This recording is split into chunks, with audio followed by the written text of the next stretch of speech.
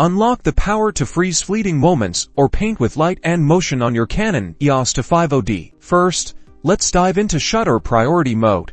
Often labeled TV on your dial, turn your camera's mode dial to this setting. Once in TV mode, you'll see a number representing your shutter speed on the screen. To change it, simply rotate the main dial located near your camera's shutter button.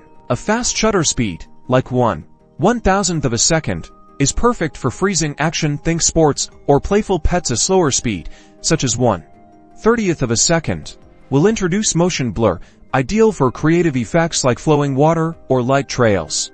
For ultimate creative control, switch your mode dial to M for manual mode. In manual mode, you'll adjust shutter speed the same way using the main dial. However, you'll also be responsible for setting your aperture and ISO for correct exposure. Experiment with different shutter speeds to see how they transform your images. Pay attention to how your camera automatically adjusts the aperture in shutter priority mode, or how you balance all three elements in manual mode. Mastering shutter speed opens up a world of creative possibilities, elevating your photographic control to new heights.